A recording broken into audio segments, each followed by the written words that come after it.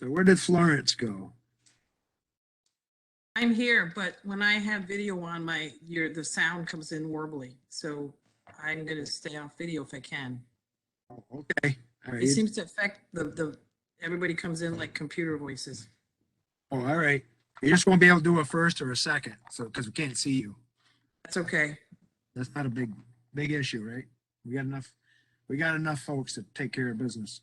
All right. So, I'm going to call a meeting to order and we'll do the pledge. Allegiance. Pledge allegiance to the flag of of the United States of America and to the republic for which it stands, one nation, under God, indivisible, and justice for all. justice for all. Well, it worked. All righty. All right, we're going to do the roll call, please, Megan. Yes. Mrs. Boys. Here. Mrs. Cummins Hunter. Here. Mrs. Giro. Here. Mr. Harriman. Here. Mrs. LaRock. Mr. Mullaney. Mr. Marin. Here. Mr. McCabe. Not yet. Mrs. Moffett. Here. Mr. Murdoch. Here. Mrs. Saunders. Mrs. Sears. Here. Mr. Spelling. Mr. St. Pierre. Here. Ms. Watton. Hey. Sorry, here. We have 10 board members present. 1 no video. Okay. Next trick is a executive session. Need a motion. Motion, Bruce. Second. Mr. Murdoch in a second with Lisa, I believe. And Dr. Davy, could you give us the reasons first for? Sure. Mr. St. Pierre, thank you. For our executive session this evening, I'd like to request it as a result or related to number 2, related to a current investigation. Number 5, a matter of collective negotiations. Number 6, a matter of employment and financial credit discipline of individuals associated with CVES. And number 9, related to specific students. So we will be discussing a variety of topics related to individual students, confidential employees, as well as some collective negotiation pieces. Thank you. Okay, so we need to vote. Need to vote. All those in favor? Aye. Aye. And all those opposed? And then carried. Okay.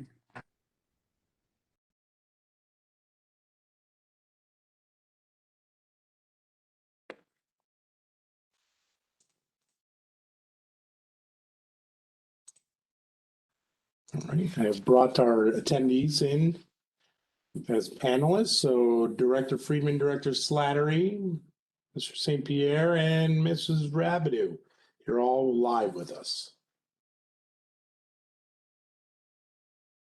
Mr. St. Pierre did mute you when we switched from the practice session, so everyone got muted.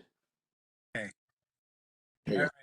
So we'll just take a few more minutes, let everybody get a little bit of, take a break, and then in a couple of minutes, we'll start over.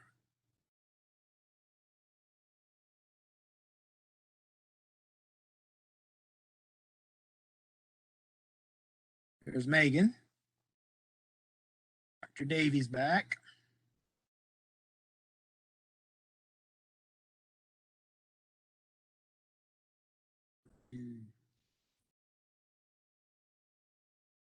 We got 7 more people that are off screen right now. We'll wait, give them a chance to get back on.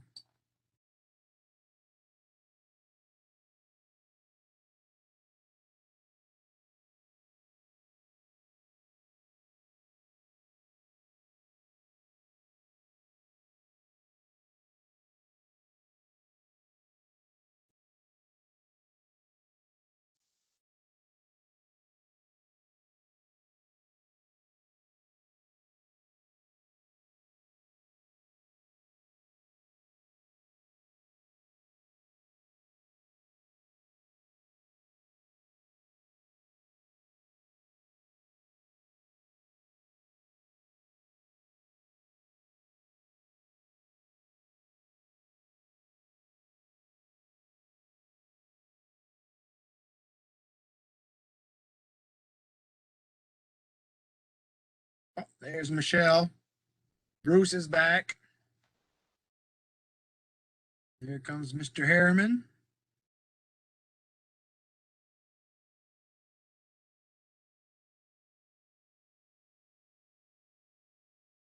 Mr. McCabe and Lisa. There's Mr. McCabe. We're down to Matt, Lisa. Lawrence is in. There. Hi, Mr. St. Pierre. I'm here, but I'm having camera difficulties that my IT support is assisting with. All right, Ms. Wooten is back. Well, we'll continue on now. I think we have most of our participants here. Are there any opinions and concerns from the audience tonight? Anything in particular from anybody? Apparently not. So I think we have a capital project update to do next. Mr. Bell and Dr. Davey. Sure, I'll just say I'm really pleased to have Mr. Bell speak. We've actually passed the point of our official capital project substantial completion. There are a few details that Mr. Bell will share. And I want you to know that Tetra Tech and Schoolhouse Construction and our team, our O&M team, have been really taking care of all those final punch list items. So I want to give everyone credit, especially Mr. Bell, who leads those meetings and makes sure pays attention to the details. So Mr. Bell, I'll ask you to just give us a quick update. Thank you, Dr. Davey. And as many of our board members know, I think the toughest part of construction, the last 5% takes about 90% of the time. So we're working through to the final pieces of our project. And I will share that on a daily basis, we've been having our roofing contractor here, two contractors on site for them, 2 electricians on site. Our mechanical contractor has had multiple individuals on site daily at our south building. Those are big items that are wrapping up. Our roofing contractor is putting the fascia on at the south building. Really the last touch there for the roofing contractor should be completed by the end of next week, as well as our electrician and HVAC contractor moving through some challenges that they've encountered on our project. Nothing that is deterring us from occupying the space and being comfortable in a work environment. So really approaching the end as far as construction goes. And like Dr. Davies says, we've been meeting with our team regularly and trying to push them to the finish line. This week we faced a couple of challenges at our satellite campus. We've dealt with some frozen pipes as well as clogged plumbing. And we'll share with the board that our O&M team has been working with our contractors to resolve the issue long term in regards to the frozen piping, and we're looking at additional insulation needed in our existing annex. And really that's part of the issue was it was a portion that wasn't part of our capital project here at the satellite campus. And we're working through that. Our schoolhouse construction team, as well as our contractors and our O&M team, have been working very well together because, again, we want to have this place running well long term. Our plumbing issue had more to do with what was flushed down the toilet than our actual plumbing is the current belief. And but it's something our team is monitoring. It was a different location. You may recall we had to redo some plumbing installation in recent months, and that was not the issue this time. So we're pleased about that. The actual clog happened further down the line due to some inappropriate items being flushed down the toilet, and we'll monitor it moving forward. Our big discussions have been really tied around our phase 2 planning. I know we've mentioned it here at the board meeting, we've presented on it, but we're continuing to work on it. We're working with our schoolhouse construction as well as Tetra Tech in our phase 2 planning, as well as our in-house team. So currently we're working on a priority list of scope items for phase 2. What we've done is we've taken our facility advisory committee recommendation, our building condition survey, as well as new discovered items that have come up during this capital project that we've encountered and realized that it needed improvements. We've also asked our divisions and our administrative team to present any other items that we may have missed that are out there. There's really hasn't been much that's come up from the team. Created that list. We've shared it with our architects and engineers, Tetra Tech, and now we are working through trying to prioritize that is, what needs to get done now versus what we're going to try to accomplish long term. And what Dr. Davey and myself and our team are working to do is really put an estimate on this. And we're going to ask Schoolhouse Construction to do it. Put an estimate on all the outstanding capital project items. We know we only have about $5 million construction budget to work with when we pair together multi-years of our small capital project funds that are in our budget with the remaining funds from phase one.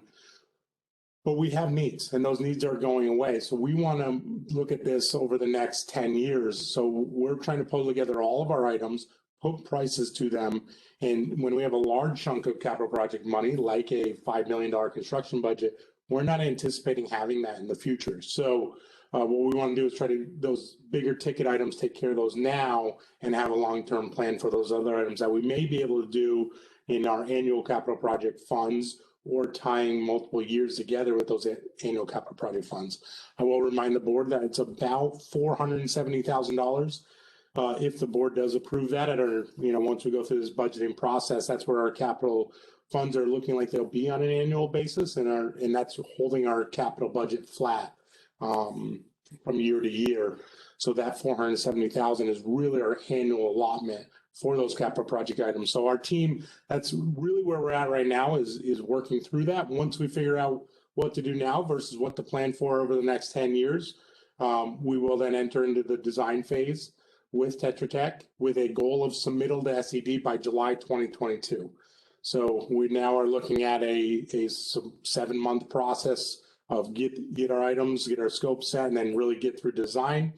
We're anticipating Schoolhouse Construction will support us through that design process to make sure we have all of our items in place. Submittal in July of 2022 is really targeted because we want to hit a primetime bid environment. We always talk about it so we can have our bids come in very competitive. We want to hit the market before all our contractors' book of business are filled up. So our target is to obviously bid this project as soon as possible. We're trying to be conservative in our estimates, but we're assuming SED is going to take 5 months to review and approve our project.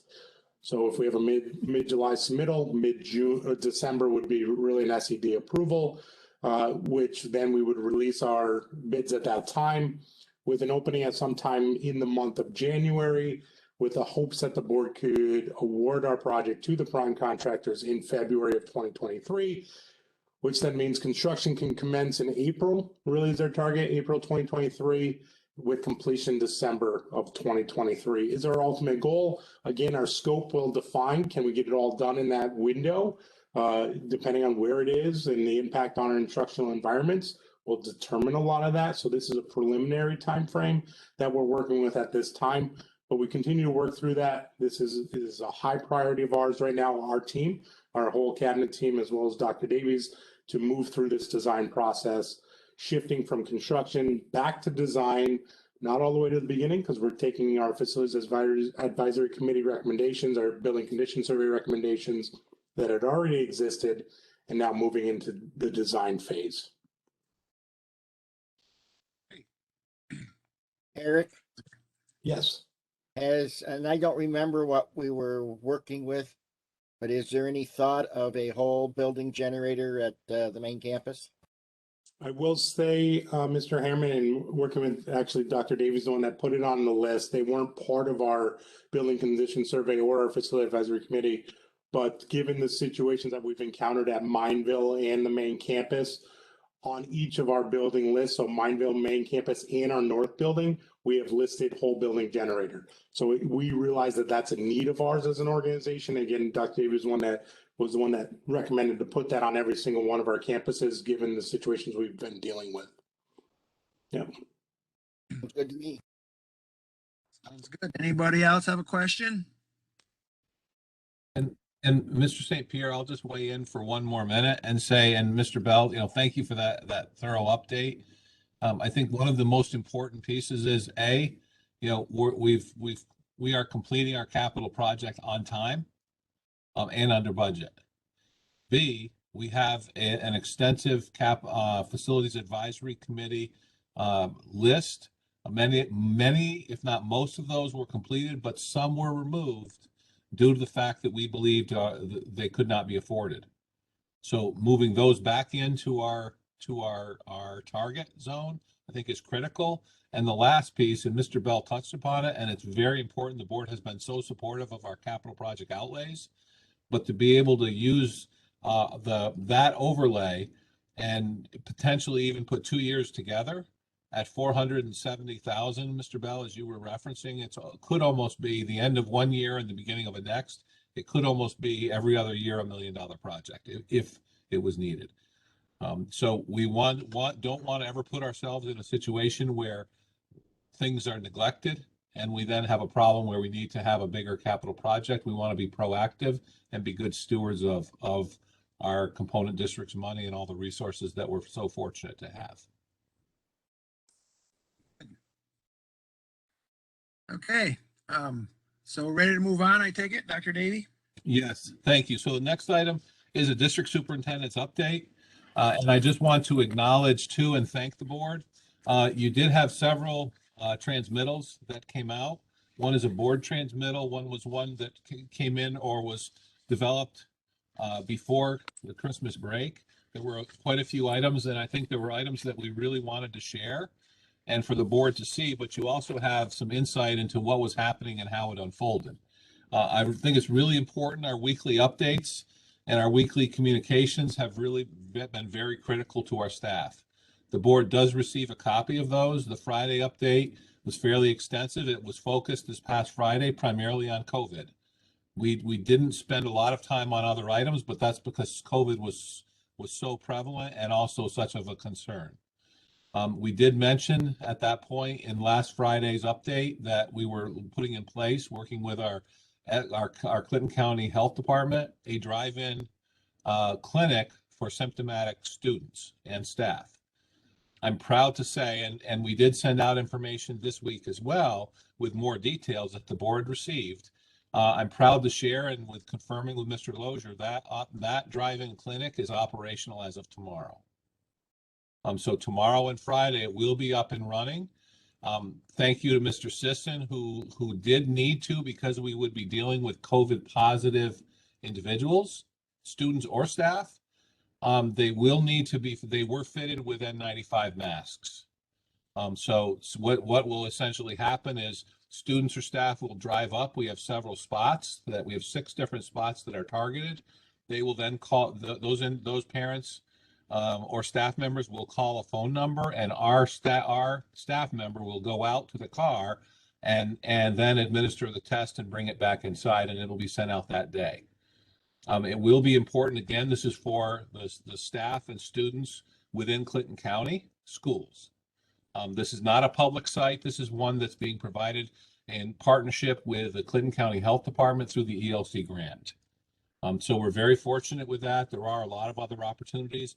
The board should be aware, if you read through the different details of one of the handouts that came out, we also referenced a lot of the community agencies and the different options that are available if individuals need testing, especially the SUNY Plattsburgh site, which has had a lot of kudos for and is highly efficient. We want the board to be aware.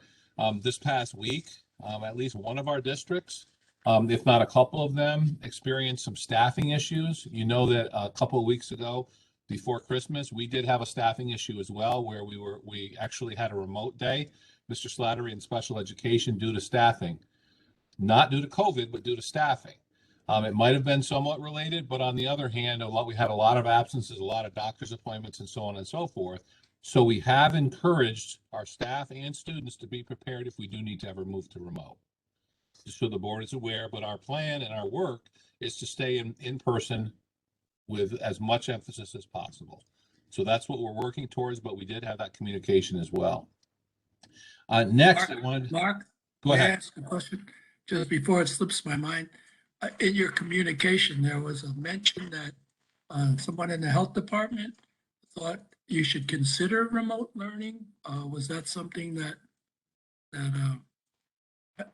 went anywhere? Sure. So I will, and I did share that with the superintendents, and the board received, a copy of some of that information. There was an encouragement by the interim director of Clinton County's Health Department, Mr. Canoza, who you may remember has retired.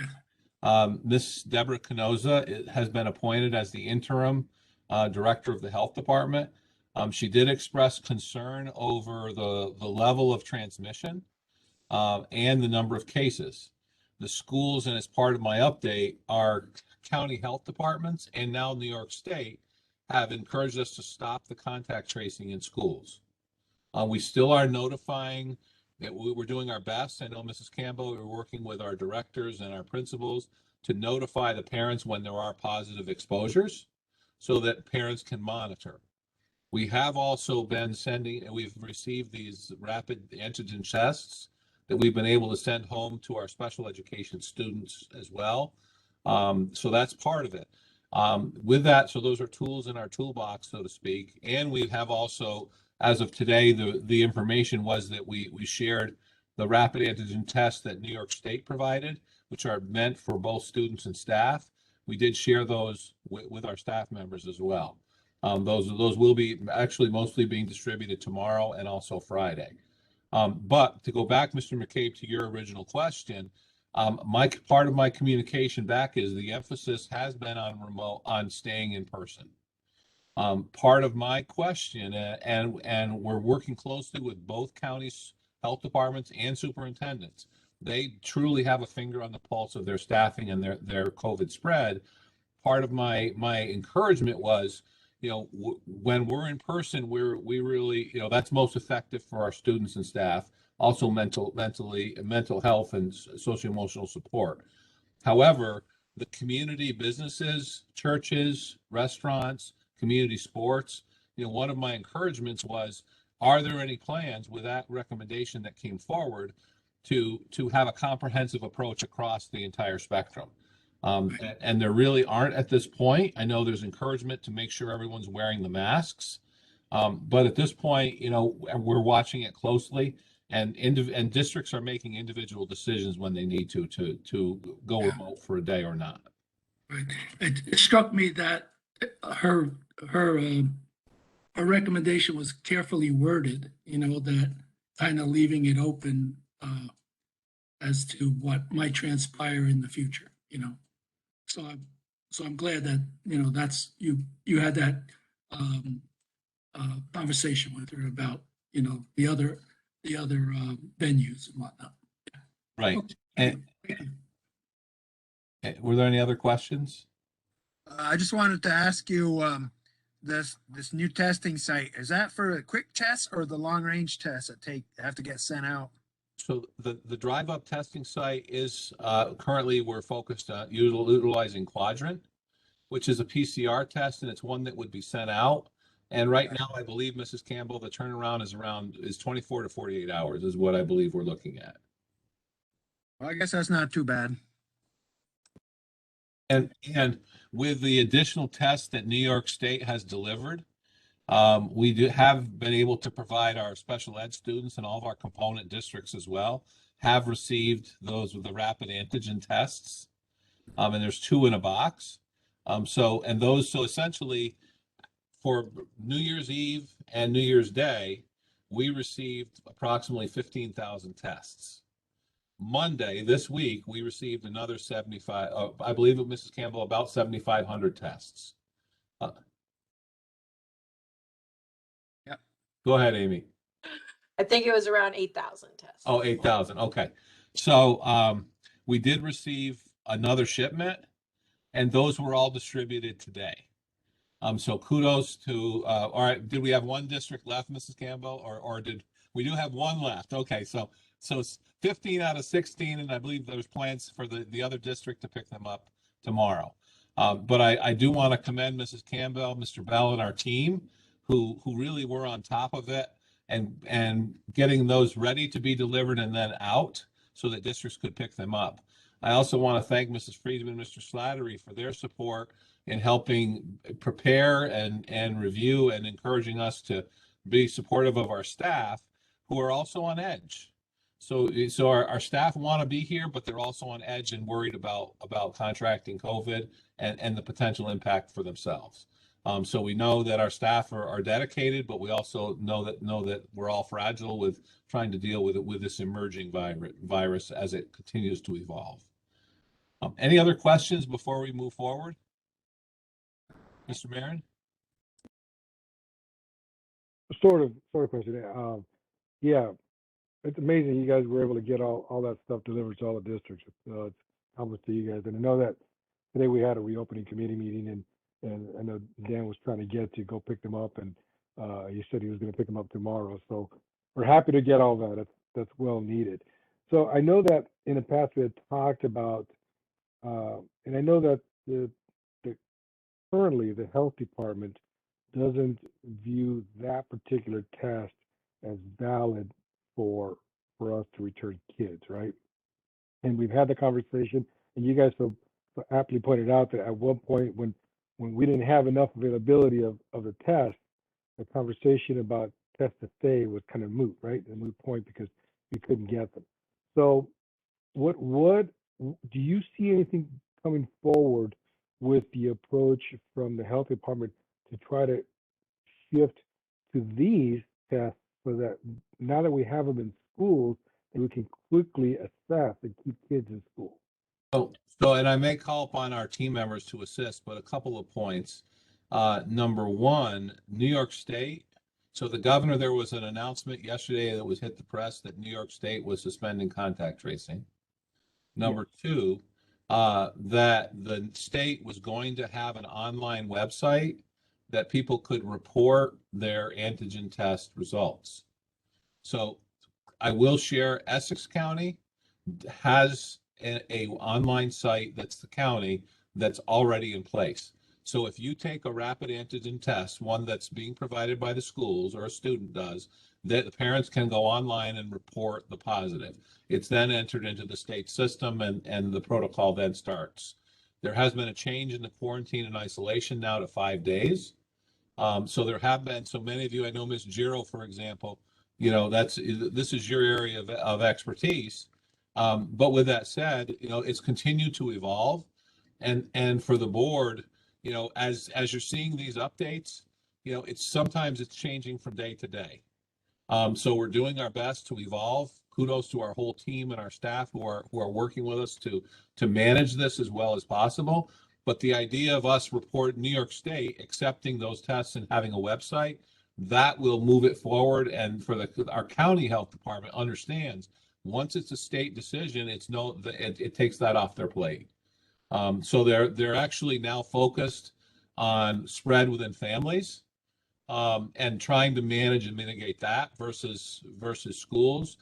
And I will share with the board too that there has been questions if there's a positive in a class and students or staff could be not vaccinated or could have exposure.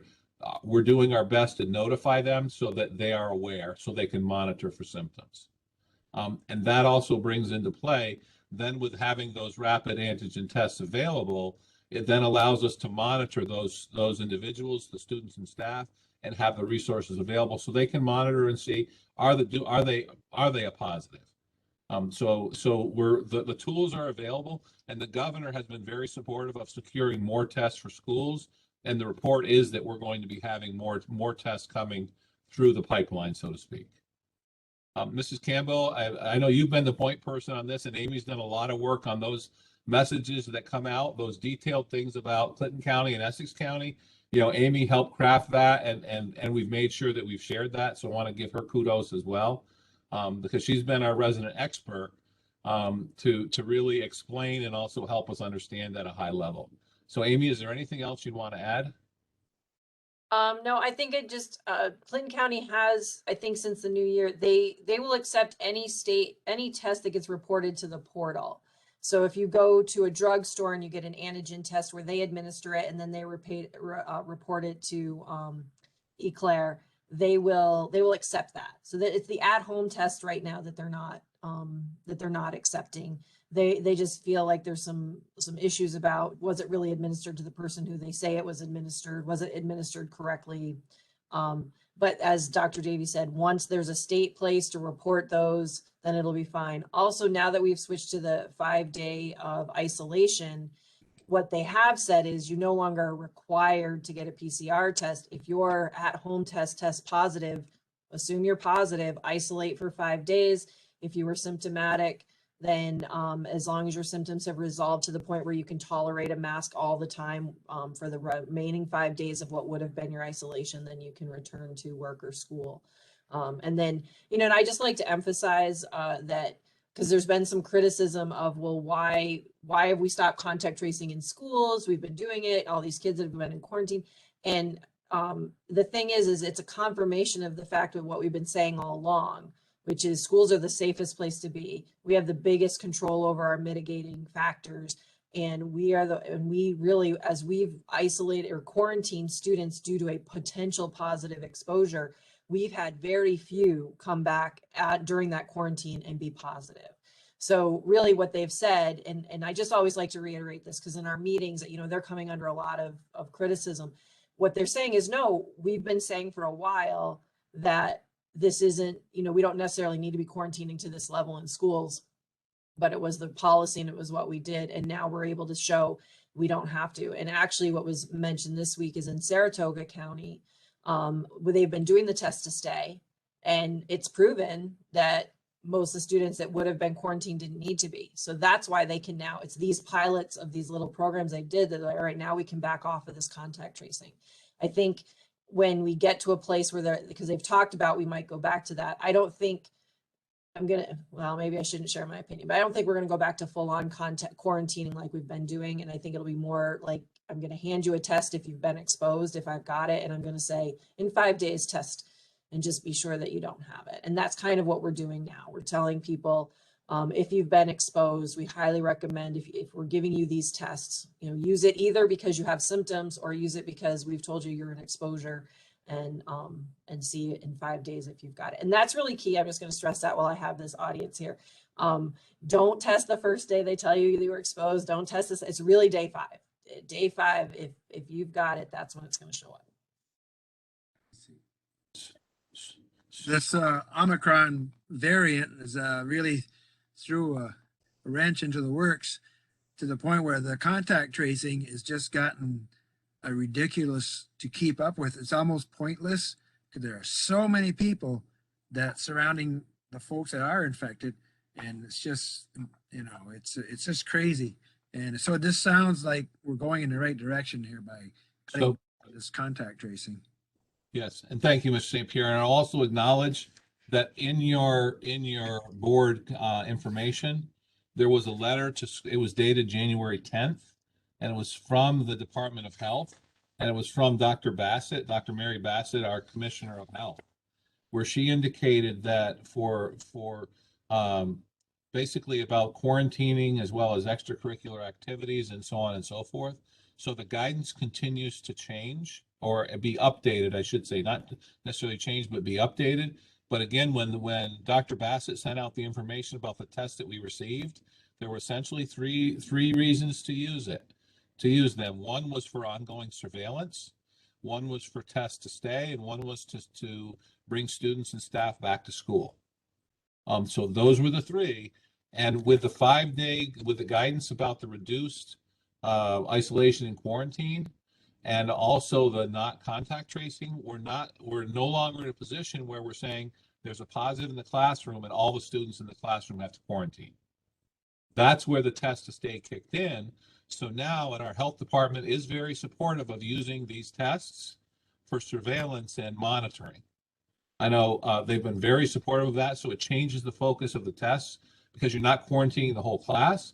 We're now monitoring the class to see if someone has symptoms, and we have those in the toolbox to share immediately and then utilize so that everyone can be as safe as possible. Are there any questions, Mr. Marin?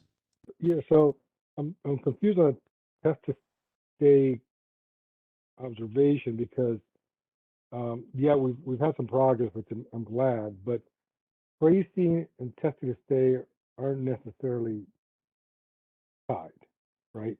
And we're testing to see how they are, but it comes back in a day or two.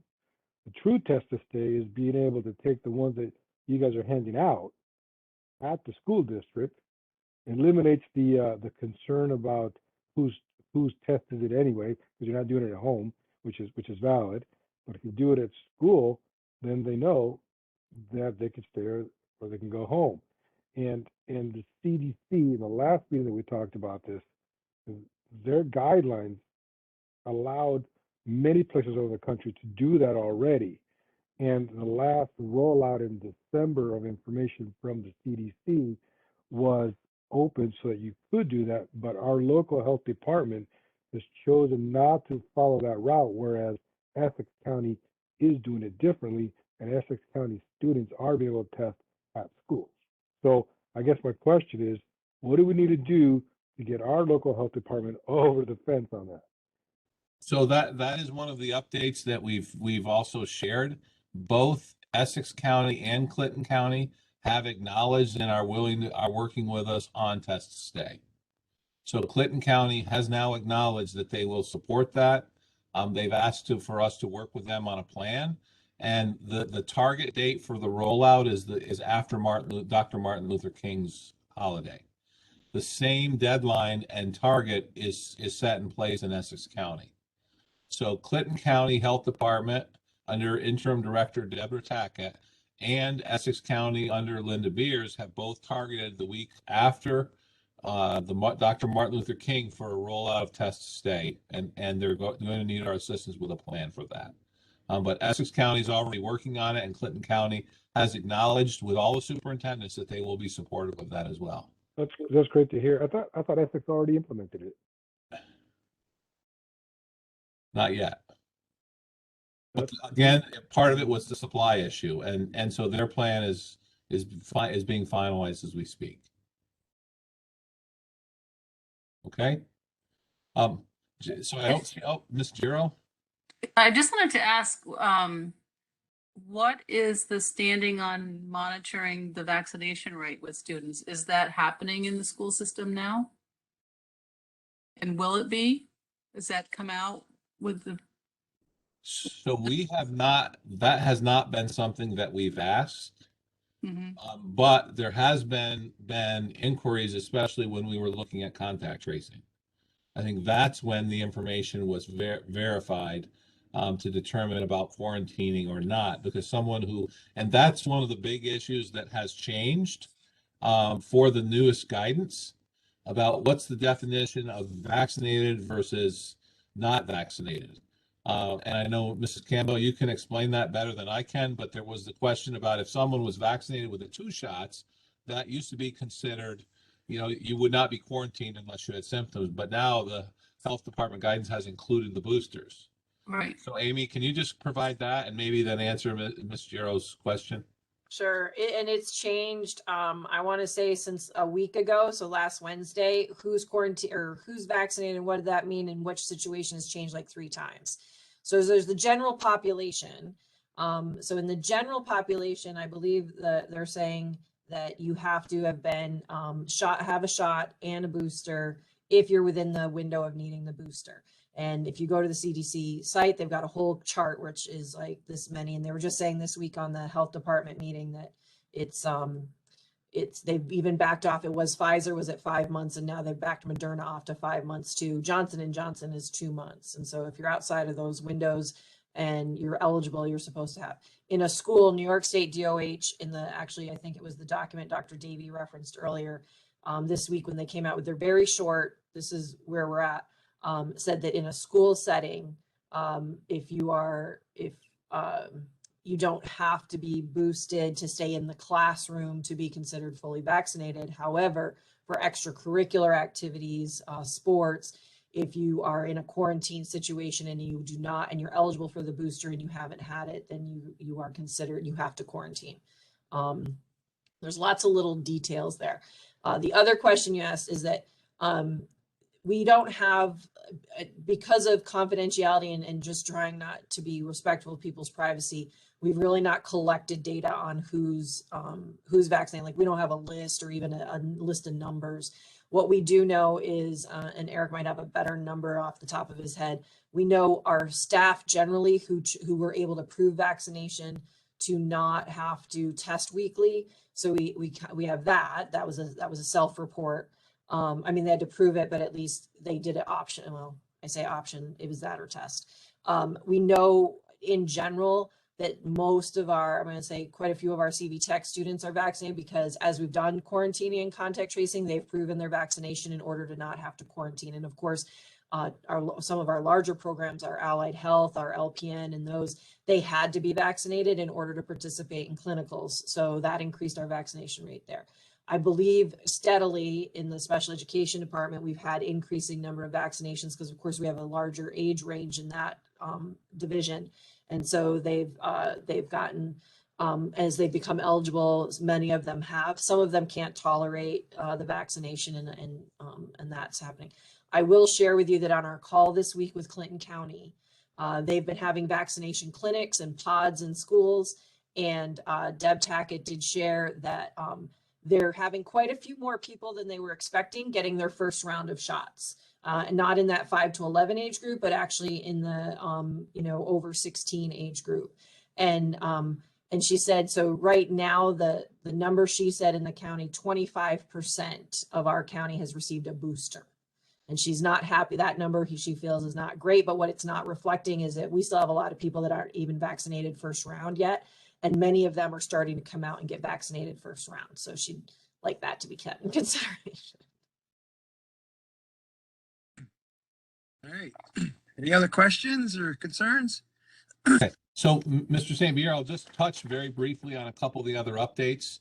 You have SED updates. There was recently a Board of Regents meeting.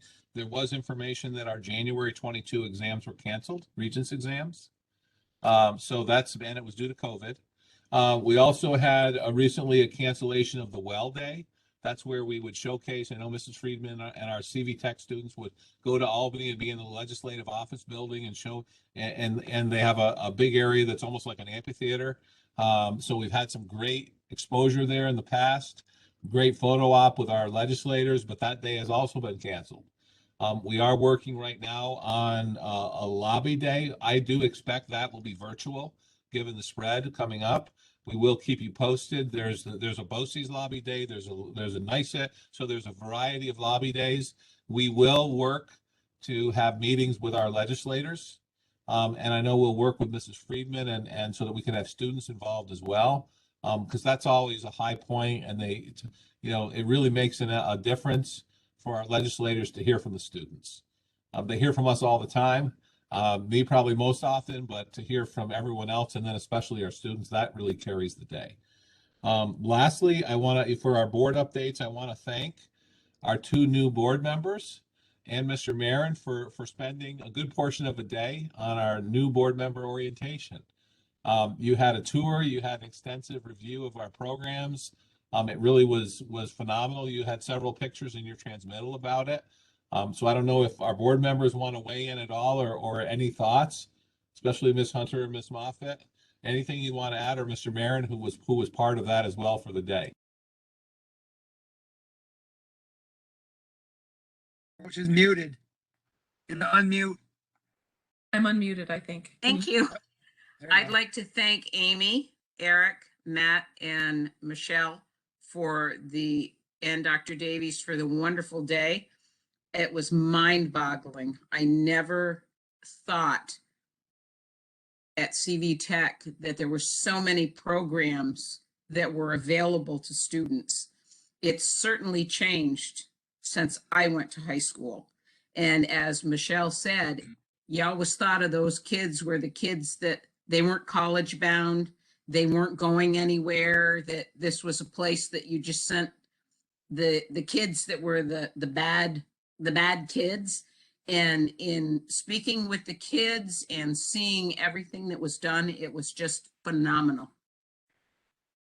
I even said when I got home to our son McKenna, I said, why didn't you even consider the open door that you would have had prior to going on to college or university?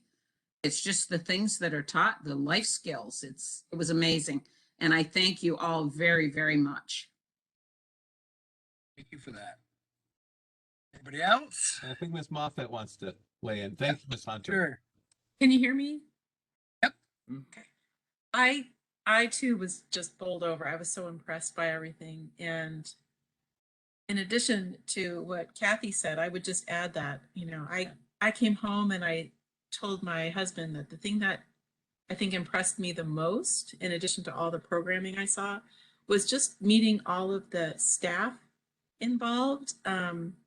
I really was impressed by what I felt was a very nurturing environment for personal growth and for people to really put their best foot forward, and the thoughtfulness behind all of the programming and just, you know, how to progress forward so that everybody has this chance to succeed. I was just really impressed by that. And I just wanted to say, you're doing a great job. So thank you. Thank you for the tour too. It was wonderful. I really enjoyed meeting everyone. Well, thank you so much. And Ms. Watton, I know you participated in a new board orientation, I believe, last month. I don't know if you want to add anything as well, who's had some experience with similarly, I believe, but just wanted Yeah, to. I would just really echo Marky's comment.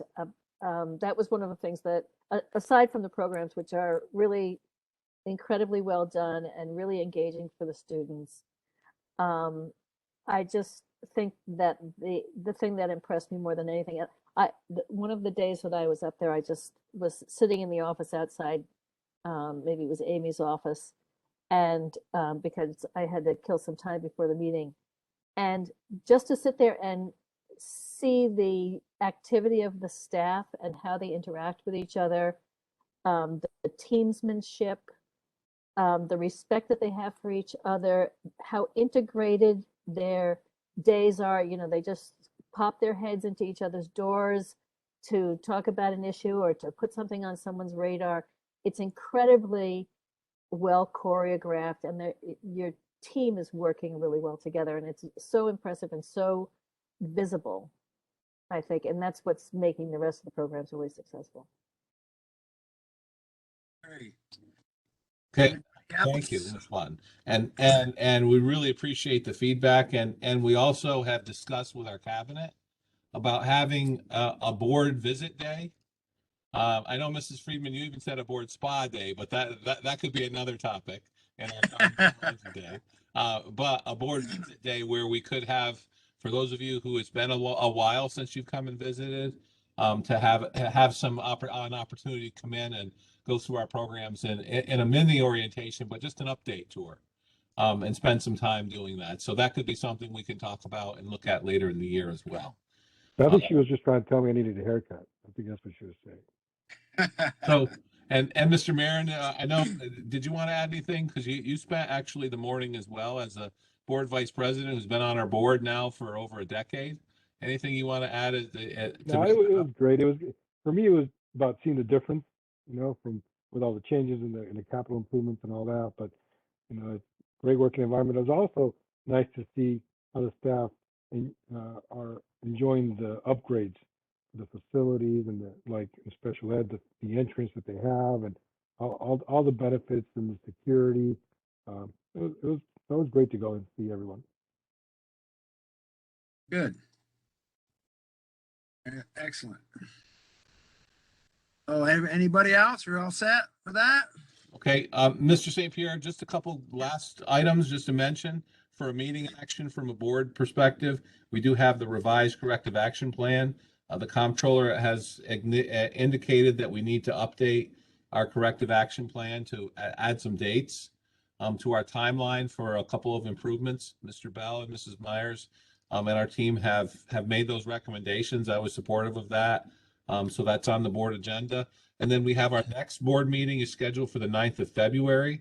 That's planned to be at the satellite campus here and also have a remote option and an opera site at Mineville. So it was a dual location with remote options.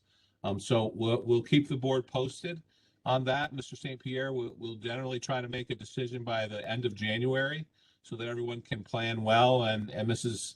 Rabideau could also make plans as well if we need to provide a light meal for people. So thank you.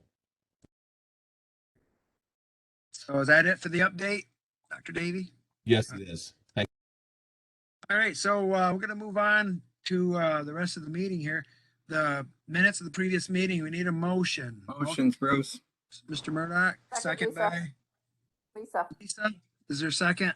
All those in favor? Hi. Aye. And opposed, and it's carried. Do the consent agenda, the financial, A through G. We need a motion. Here, I'll Lisa. motion. Lisa, second. Mr. Murdoch. All those in favor? Aye. And Aye. Opposed? Carried. Old business committees, nothing there, no action. Consent agenda for personnel is next. Need a motion. Motion, Bruce. Murdoch, second. Mrs. Boyce. All those in favor? Aye. Aye. Aye. Opposed? And carried. Mr. St. Pierre, could I just jump in for one quick Sure. second? I would like to acknowledge two important items. Number one, we do have a retirement, Miss Joan McGowan, who's been a special education teacher for us for the past 30 years, done a phenomenal job.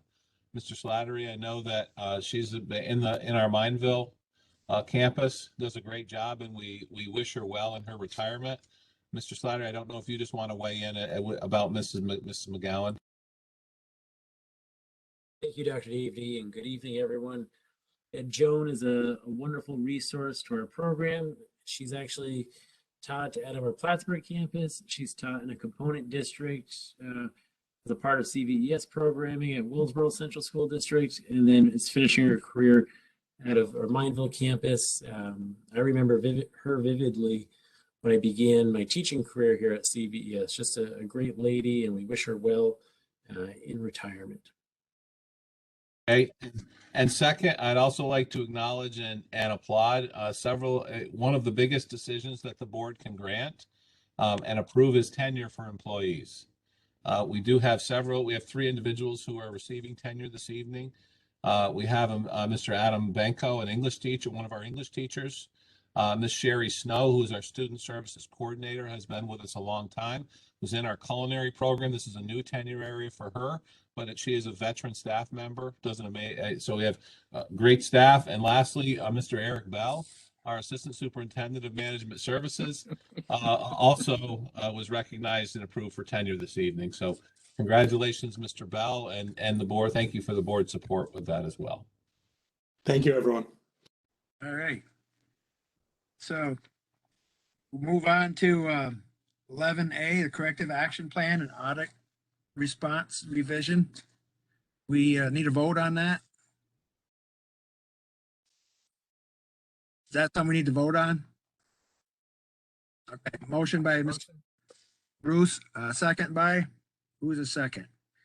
Ms. Drew, all those in favor? Aye. Aye. Aye. Opposed, and it's carried. Okay. Ed, did you want to do the addendums? All right. Go ahead. Okay. We only have the one that was sent out recently, right? The one for resignation is the first one. Yes. Yep. Okay, motion by Mr. Murdoch, second. Mrs. Boyce, all those in favor? Aye. Opposed and carried. Next one. The next one is for the civil service probationary appointment. Okay, need a motion. Mr. Murdoch, second. Aye. All those in favor? Aye. Aye. And the last one is for a substitute and temporary on-call appointment. Motion. Mr. Murdoch, second. Mrs. Boyce, all those in favor? Aye. Aye. Opposed, and it's carried. Okay, thank you, Ed. I think strategic plan update is next. Dr. Davey. Sure, thank you, Mr. St. Pierre. And just for the board to be aware, we do at the end of January have a plan as part of our timeline to bring our team together, our district planning team together, and provide an update. At our February meeting, we do a mid-year overview. That meeting was moved from next week to the 31st. Given all of the impact of COVID and what's been happening, we felt it was most prudent to move that forward. We look forward to, especially for our new board members, so that we can update you on our progress. In many cases, we've been focused on COVID, There is still work happening behind the scenes. Mrs. Friedman, you've used the analogy. It's a little bit like that duck who's calm on the surface and underneath is working really hard, right? So our team is still working on many of the priority areas while we're trying to mitigate everything else. So I want the board to know that things are moving forward, but we will be giving you a more full comprehensive update at the February board meeting. Thank you. All right, and that's the end of your presentation, I take it, Dr. Davy? I want to thank everyone that's was here tonight. I think it went quite well, considering we haven't done it in a while. And hopefully next month we can go back to doing it in person, but if not, we'll do it one more time. We'll see how things go with the COVID and get it done one way or the other. So I guess we need a motion to adjourn. And Mrs. Boyes is second. All those in favor? Aye. Aye. Aye. And carried.